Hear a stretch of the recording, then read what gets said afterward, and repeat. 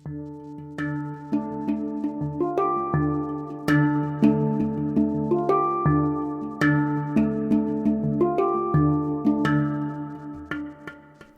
24 septembre 2021. Apple TV+, le service de streaming de la firme de Cupertino, lance la toute première saison d'une série qui promet d'être intrigante.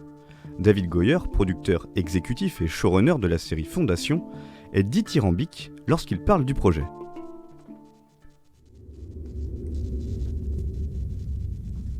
Depuis 50 ans, des gens tentent d'adapter Fondation. Fondation a beaucoup influencé Star Wars. C'est la plus grande œuvre de science-fiction de tous les temps.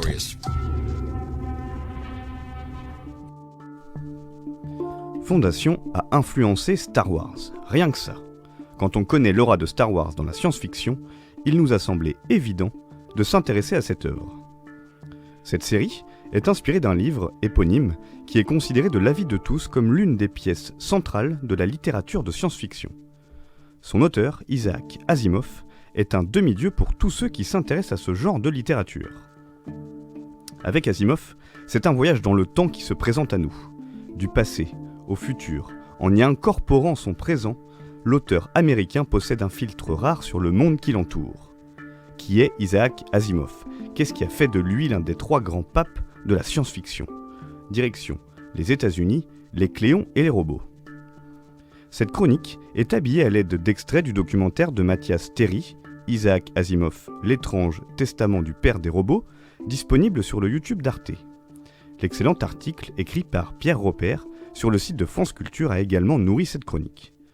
Benji a participé au montage des extraits, il est au doublage. On accueille également Julien, qui a généreusement accepté de prêter sa voix pour la lecture des extraits.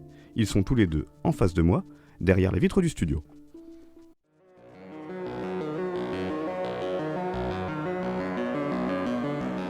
L'histoire du futur. Voici comment Isaac Asimov définit l'ensemble de son œuvre.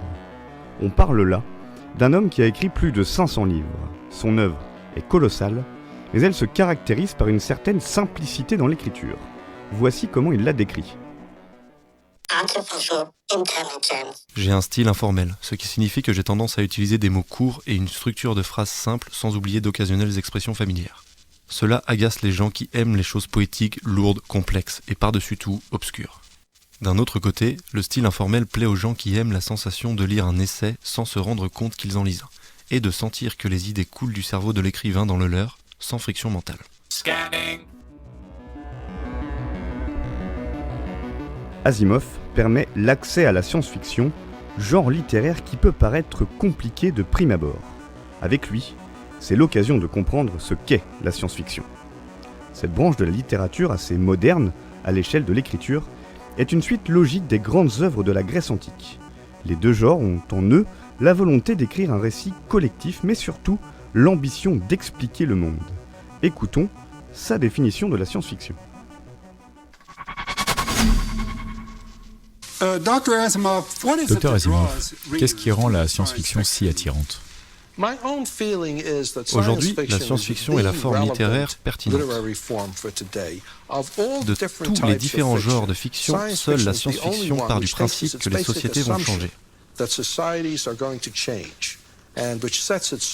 Dans ces récits, les sociétés sont radicalement différentes. Ces différences sont énormes, que ce soit avec le voyage temporel ou spatial ou la surpopulation, ce n'est pas la société actuelle.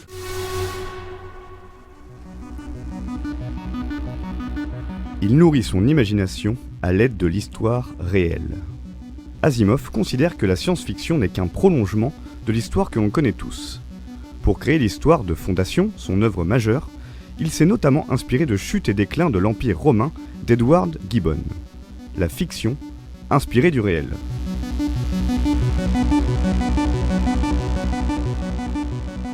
Pour Asimov, la science-fiction est intimement liée à la science. Dans une interview parue dans les années 80, il explique l'une des évolutions majeures du genre.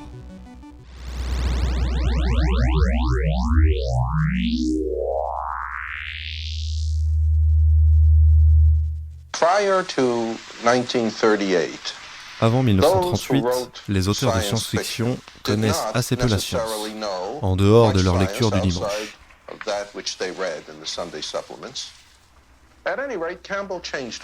Mais Campbell a changé tout cela.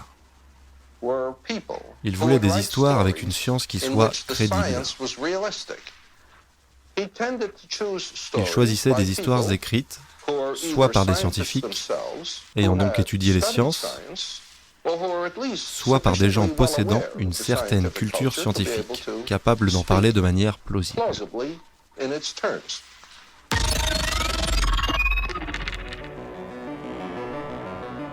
Asimov est le type d'auteur indispensable à un genre pour passer de courant de niche à courant majeur. Sa vision de la science-fiction s'accompagne et se nourrit de sa vision scientifique. Selon vous, y a-t-il un lien entre l'usage de la robotique et l'aspect sociétal de votre science-fiction ? Je définis la science-fiction comme la branche de la littérature qui traite des réactions des êtres humains au changement.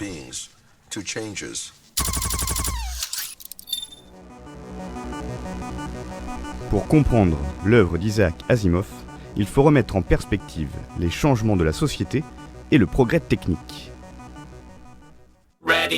Pensez par exemple aux changements qui ont été apportés dans la vie quotidienne des gens par le développement de l'agriculture, par l'invention de l'imprimerie, de la poudre à canon ou de la boussole de marin. I understand. Selon l'auteur russo-américain, c'est bien le bouleversement lié à la révolution industrielle qui a servi de coup d'accélérateur à la science-fiction pour inspirer l'ensemble de ses récits. Où et comment Asimov a-t-il pu trouver toute cette inspiration ? Retour dans le passé.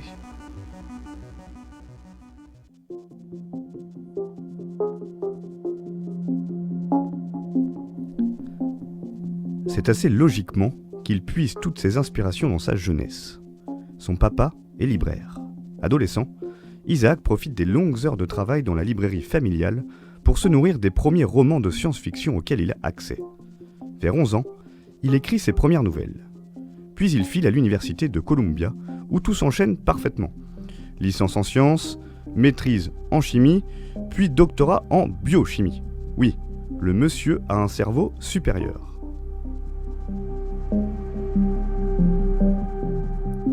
Il est assez vite publié dans des revues, mais c'est grâce à John Campbell, éditeur et rédacteur en chef d'un magazine, qu'il va être publié régulièrement. Très vite, Asimov trouve que la science-fiction est caricaturale. Son cerveau de scientifique souhaiterait une vraie évolution du genre. Campbell sert de lien à de nombreux écrivains. Explication.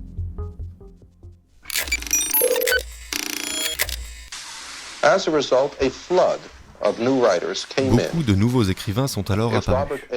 Si Robert A. Heinlein et A.E. Van Vogt représentaient le meilleur de ce que l'on appelle aujourd'hui l'âge d'or de la science-fiction, je dois aussi y mentionner un troisième écrivain, qui, a posteriori, a semblé accompagner ces derniers, et qui n'est autre que moi-même, Isaac Asimov. Je n'ai jamais fait preuve de fausse modestie, ni de vraie modestie d'ailleurs. Les grands récits de cette période ont créé un monde d'ordinateurs, de voyages dans l'espace, un monde imprégné de culture scientifique. En fait, le monde de la science-fiction des années 40 décrivait par beaucoup d'aspects le monde réel des années 60.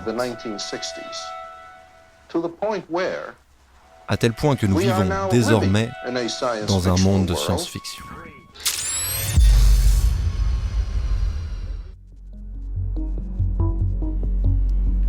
Les deux grands thèmes de son œuvre sont la robotique et la psychohistoire. C'est assez difficile de résumer un auteur aussi prolifique à seulement 2 œuvres, mais le cycle des robots et Fondation illustre l'ensemble de ses écrits. Dans le premier, il invente tout simplement le mot robotique. Il crée 3 lois qui régiront les futures œuvres abordant ce sujet. Première loi. Un robot ne peut porter atteinte à un être humain ni, restant passif, laisser cet être humain exposé au danger. Deuxième loi. Un robot doit obéir aux ordres donnés par les êtres humains, sauf si de tels ordres sont en contradiction avec la première loi. Troisième loi. Un robot doit protéger son existence dans la mesure où cette protection n'entre pas en contradiction avec la première ou la deuxième loi. System online.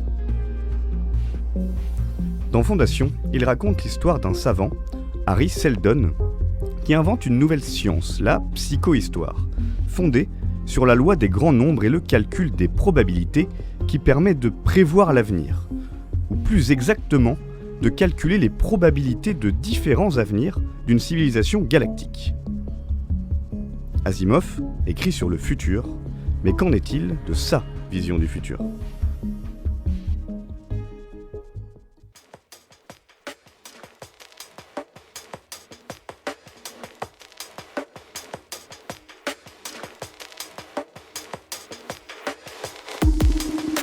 La vision d'Asimov sur le futur de l'humanité est bluffante, voire effrayante.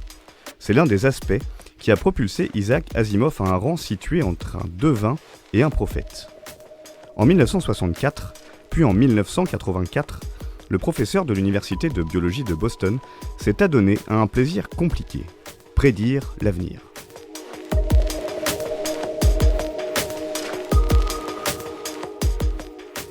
Le moins que l'on puisse dire, c'est que sa vision de ce qui va devenir notre présent est édifiante de réalisme.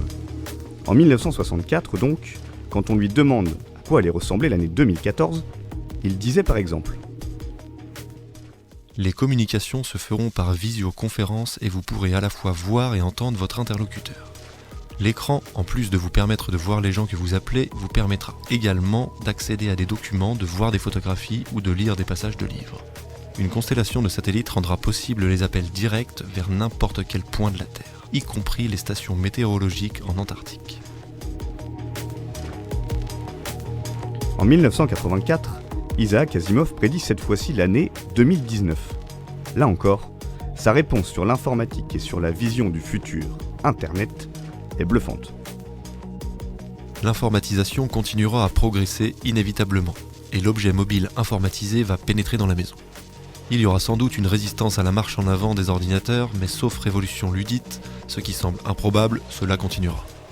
Une fois que nous aurons un ordinateur dans chaque maison, chacun d'entre eux connecté à d'énormes bibliothèques où n'importe qui peut poser n'importe quelle question et se voir donner une réponse, tout le monde appréciera d'apprendre.